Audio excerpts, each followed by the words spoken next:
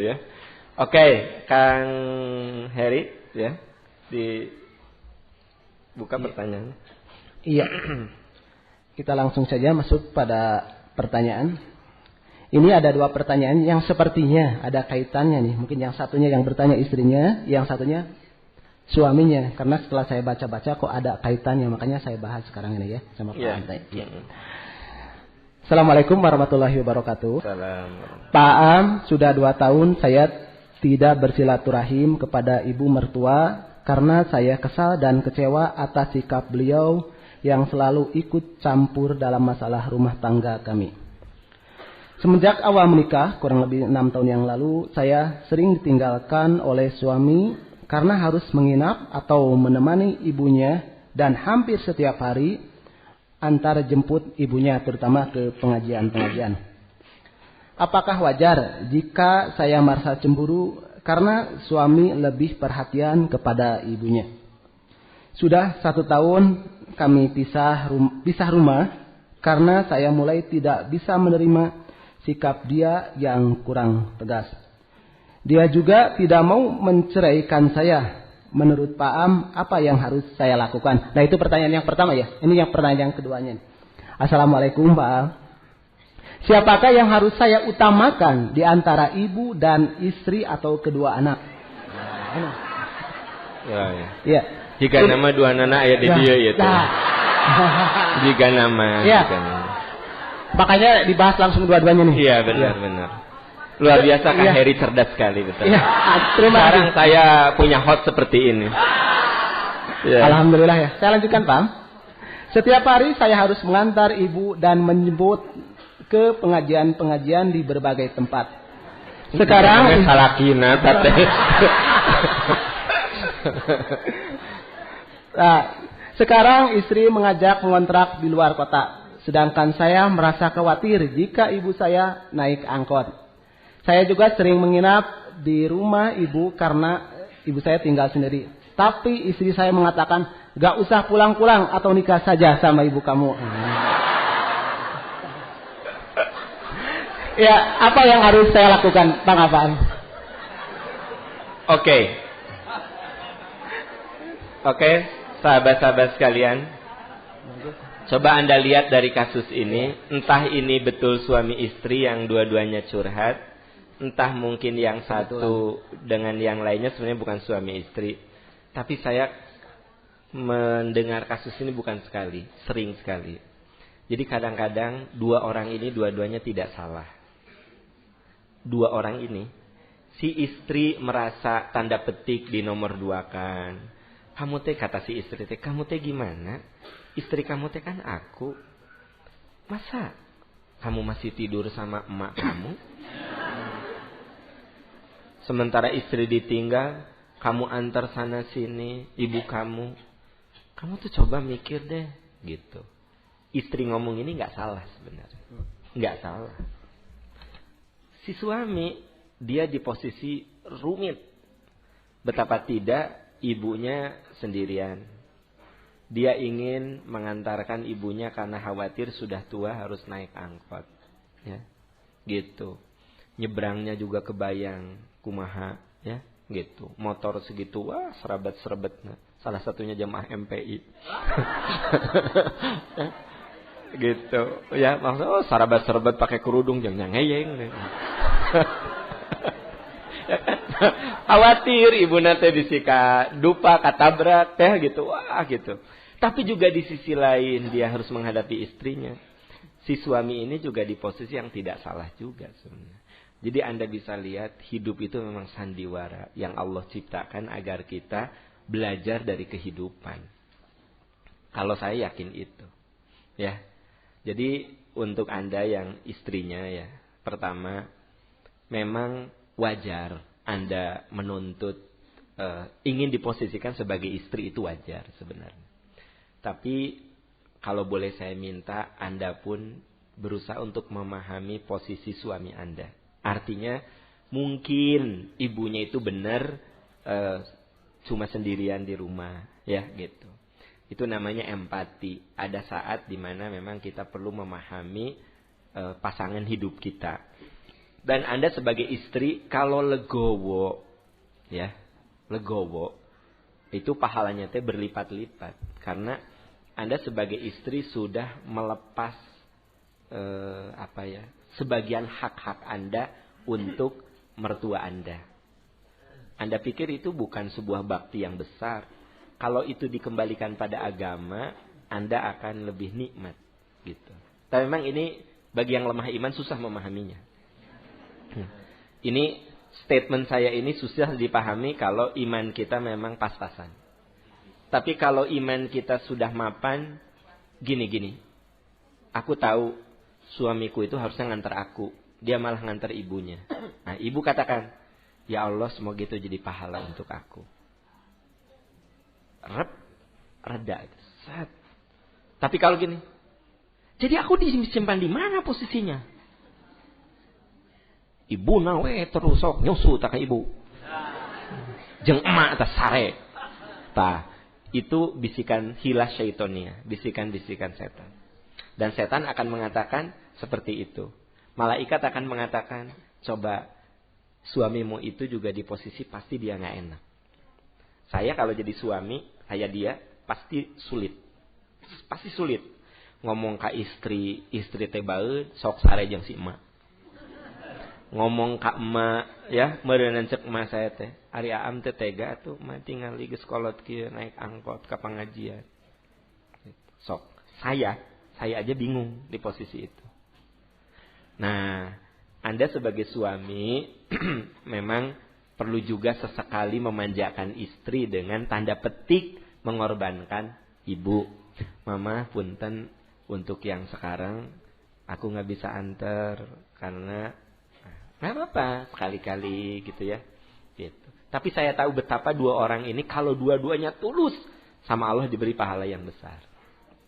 Saya yakin itu. Makanya balik ke filosofi hidup. Hidup ini untuk apa sih? Kembali ke situ. Kalau hidup ini untuk memang kita ini ingin menikmati secara utuh, pasti kecewa. Pasti Anda sebagai istri akan mengatakan, ya, aku menyesal dapat suami kayak begitu. Aku mah kayak nggak punya suami. Dia sering tidur di rumah ibunya. Aku sama anak-anak. Suami macam apa? Dah nikah, nyusu terus jeung emak. So. Bisa nggak orang berpikiran gitu? Mungkin nggak? Iya, bisa. Tapi kalau Anda sebagai istri berpikirnya future oriented, jadi akhirat jadi tujuan. Ya Allah, mudah-mudahan selama ibu dia masih hidup, dia berbakti, aku dapat pahala kebaikan. Jadi ketika Anda tidur sendirian di rumah, ya, bayangkan bahwa itu pintu Anda menuju surga. Dan merenan suami Anda tidak 7 hari dalam seminggu menginap di ibunya. Mungkin ada saat-saat ibunya pengen ditunggu merenan gitulah. Udah sepuh, ada khawatir. Mungkin ya. Sok Anda buka hati. Yang suami juga jangan terlalu 100%. Ada saat ibunya diberi pengertian. Gitu. Ada saat ya gitu. Emang saya bahas. Saya melihat ini rumit. Dua orang ini rumit. Tapi tidak ada yang rumit kalau kembali semua kepada wilayah yang sebenarnya kita hidup tuh cari apa? Cari ridho Allah. Udah gitu. Jadi untuk cari ridho Allah kadang-kadang kita harus mengorbankan perasaan kita. Serius loh. Aduh, aku teh nggak suka sebenarnya. Tapi dipikir-pikir, udahlah. Emang gitu. Dan saya hidup untuk cari ridho Allah, naon sih. Mudah-mudahan aja lah ini jadi tangga saya dapat ridho Allah. Udah gitu. Apa arti ridho manusia kalau Allah nggak ridho? Apa arti cinta manusia kalau Allah nggak cinta? Gitu. Jadi ini mah berkaitan dengan persoalannya pada kerangka pikir. Itu aja. Ada kerangka pikir. Nah, maaf di sini kepada ibu bapak yang anaknya sudah menikah, ya. Kalau tadi makan untuk suami istri. Pada bapak ibu yang anaknya sudah menikah, anak kita itu pasti akan sulit ketika kita meminta sesuatu. Kalau anak saya sudah menikah, saya minta sesuatu. Bukan materi, waktu. Ya, misalnya istri saya, anak saya itu udah menikah, ya. Udahlah tidur di sini atau ditamborin tong dituai, ya. Papa sepi pisan temenin gitu. Anak saya itu pasti sulit menolak. Tapi di sisi lain, dia juga sulit bicara kepada istrinya. Please, kepada para orang tua, jangan menempatkan anak kita di posisi sulit. Ya. Tah. Itu. Tong maksa. Ari anakna, ayah, aku mau tidur di situ sama anak-anak. Hayu bager sini. Nah kalau itu mah nggak apa-apa. Jadi dia kan dengan malam minggu aku sama si teteh mau ke situ, maksudnya sama istrinya gitu ya. Hayu nak dia suka. Gitu. Tapi jangan kita nggak memaksakan. Gini ibu bapak, maaf saya tidak bermaksud menasehati kepada ibu bapak yang sudah senior ya. Kadang in the name of love, atas nama cinta, kita suka ikut campur pada urusan rumah tangga anak kita. Walaupun itu urusan kecil. Misal, datang ke rumah mantu. Saya teh misalnya, anak saya sudah misal punya rumah gitu. Saya datang. Terus saya teh komen gini ke mantu saya teh. Kalau ini mah hordengnya harus merah atuh. Tongkoneng kieu juga Golkar pisan. Gitu, ya kan? Tongkoneng atuh, ya. Nah, tahu nggak? Saya sudah intervensi pada kedaulatan rumah tangga anak saya. Nggak boleh sayang, nggak boleh. Neng kadia, sofa mah tong didinya atuh. Atuh rag-rag balong. Anda sudah intervensi pada kedaulatan rumah tangga anak. Saya datang ke rumah anak saya yang sudah berumah tangga. No comment. Kan antep. Dan dia tuh punya manajemen sendiri. Ya. Nah, kecuali hal yang bernapaskan agama. Barudak teh titah sholat atuh. Nah itu mah gak apa-apa. Sholat. Ya. Ayo. Sama Aki. Ayo sholat. Nah itu mah gak apa-apa. Anda intervensi dalam wilayah yang bersifat agamis. Teteh, ari geus nikah teteh tara ka MPI ngaji atuh. Itu mah enggak apa-apa karena teh mun aya rezeki kade ya, berbagi ka saudara-saudara ameh berkah, boleh. Itu mah ngingetin. Tapi jangan sekali intervensi pada urusan liburan, urusan apa. No. Kenapa? Anda sudah masuk pada kedaulatan rumah tangga anak. Dan itu nggak boleh. Makanya ketika saya punya anak perempuan dan saya rela nikahkan anak saya dengan laki-laki pilihannya, berarti saya sudah melepas perwalian saya kepada suaminya. Artinya saya tidak boleh intervensi. Kecuali by request, saya diminta.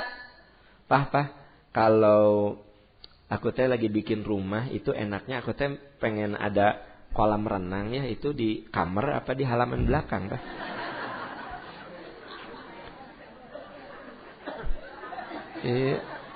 Ari Anda maksudnya gini, dari kamar utama keluar teh langsung kolam renang gitu. Makanya kolam renang di kamar. Ya ada, Anda teh lihat tuh di gambar-gambar. Ya. Kan? Jadi ada ya, begitu keluar kamar tuh ada pintu yang langsung ke kolam renang gitu. Jadi lebih private gitu maksudnya. Ataukah apa? Kolam renang itu di belakang dari ruang tengah langsung ke kolam renang gitu. Saya diminta pendapat. Saya katakan kalau menurut Papa sih gini. Karena saya diminta. Tapi kalau nggak diminta pendapat, anak saya lagi ngebangun rumah langsung hari ini naon kalau Gusti mainnya di kamar. Nggak boleh. Nggak boleh. Karena boleh jadi anak saya yang laki-laki memutuskan itu udah musyawarah dengan istrinya. Atau mungkin keinginan istrinya. Nggak boleh. Nah maaf, kadang-kadang kita sebagai orang tua masih suka intervensi. Paham nggak? Maaf ya, tidak bermaksud menasihati. Apalagi kalau udah urusan ngasih hadiah, ngasih apa tuh. Kudu hati-hati. Kenapa? Bisi anak kita punya sistem dalam mendidik anak. Punya sistem. Cara saya mendidik anak saya dengan ibu bapak saya itu beda. Beda. Ya. Beda gitu. Jadi dengan demikian ini saya jadi ketiga pihak gitu loh. kita sebagai orang tua kudu kumaha. Nah ini misalnya gini, ibu bapak, anak kita tuh udah nikah tapi sering sekali ke rumah sendirian. Tegur, Neng, tong sorangan atuh KDT ajak si AA. Mama jadi nggak enak disangka nate, Mama minta kamu ke sini, si AA aja. Si AA na alimun mah gitu. Tapi tahu kamu ke sini, tahu malah si AA nyuruh sok tuh tengok Mama. Tah hari kita mah nggak apa-apa. Ya. Si AA aja kata teh. Orang mah nggak mau. Tahu kamu ke sini, tahu. Ridho ente. Neng mah maksa we. Ibu kudu nasihatin. Neng, temenan kitu da Neng teh sekarang teh jadi istri si AA. Ya. Enggak boleh gitu. Kenalah Mama. Nah, orang tua tuh kudu gitu. Jadi anak teh enak. Karena boleh jadi anak tuh datang karena enggak enak sama ibunya. Ya, gitu. Justru ketika sebenarnya si AA teh kayak enggak suka Neng kesini teh, gitu ya. Ibu bilang gini, nyameureunan hari Minggu teh si AA teh ingin ditemenin. Sok teh lah. Kamu mah nelpon aja ke Mama. Mama sehat apa? Kamu mama aya perlu di Mama nelpon. Sok teh naon. Kudu kitu jadi orang tua teh. Jangan ini mah itu udah si AA teh terido. Goblok si AA mah. Da parah pisan suami kamu mah. Keur mah goreng patut, miskin deh. Mamah menyesal punya mantu kayak gitu teh. Leheung mun kasep da butut atuh ka undangan ge era mamah mah. Tah. Ganti meneng lah. Sok ganti. Keun we jeung mamah we heula. Tah, eta orang tua yang salah. Umar bin Khattab itu punya anak namanya Hafsah. Hafsah itu istrinya Rasulullah. Satu saat Hafsah datang ke rumah Umar. Ya, Umar tahu ini mah datang dengan wajah kelihatannya dia lagi galau. Nah, ya namanya rumah tangga tuh Bu, pasti ada cekcoknya. Hafsah juga dengan Rasul tuh ada we cekcoknya. Jadi janganlah omong kosong kalau rumah tangga nggak ada cekcok, omong kosong, dusta. Ari rumah tangga mah ada cekcoknya, ada damainya, ada berantemnya. Itu mah rumah tangga normal. Rasulullah saja ada begitu. Maka saya mah kalau lihat orang misalnya public figure atau apa mengatakan rumah tangganya nggak masalah, omong kosong.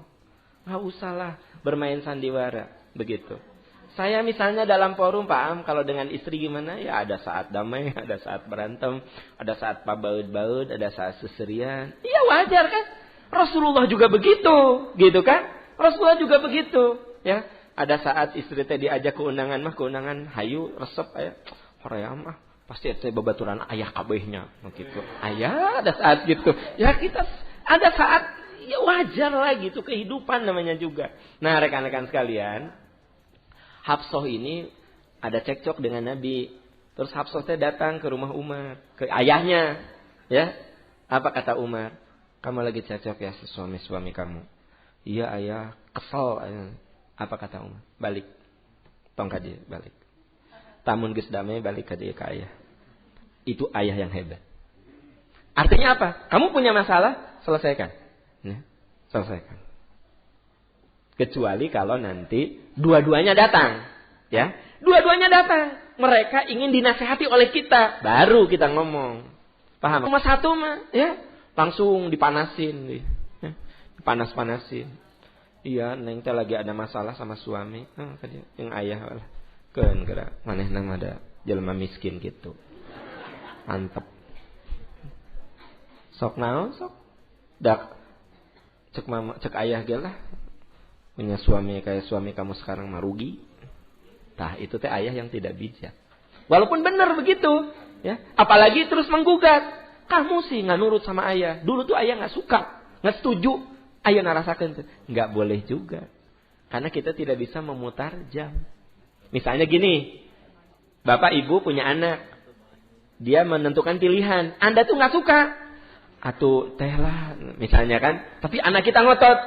Nah, benar yang kita pertimbangkan itu jadi nyata. Dia curah balik ke kita.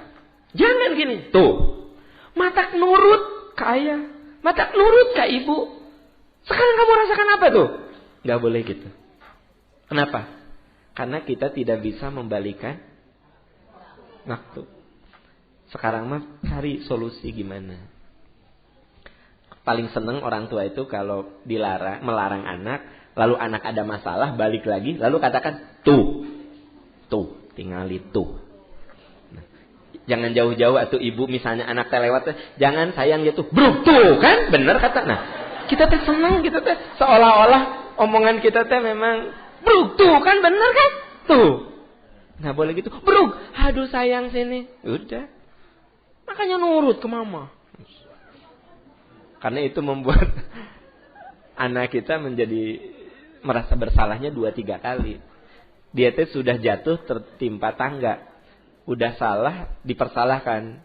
Ya, ada blaming victim. Jadi udah salah, dipersalahkan. Dia udah salah, terjerumus pada kesalahan itu, rangkul. Selamatkan dia, selesai. Nah gitu. Memang itu butuh kearifan sih. Butuh ikut MPI yang rutin. MPI-nya tuh kudu rutin, ari sekali-kali mah obat ge moal bener ari sekali-kali mah. Iya. Ya, obatnya kudu yang namanya obat tuh kudu terus gitu. Ya mah MPI sekali pleng 4 bulan datang, pleng 7 bulan datang gitu kan. Pleng Ramadannya wungkul. Nah, eta mah rada-rada susah terbentuknya, ya, susah. Karena yang dibentuk itu dalam pengajian bukan seberapa banyak Anda hafal Quran. Bukan seberapa banyak Anda hafal hadis. Tapi seberapa cara berpikir kita itu proporsional sesuai nilai-nilai Quran dan Sunnah. Cara berpikir, cara berperilaku gitu. Karena hafal Quran dari perilakunya bertentangan dengan Quran gimana? Nah itu teh butuh suatu transfer yang continue terus menerus begitu. Ya itu. Kang Heri break dulu ya.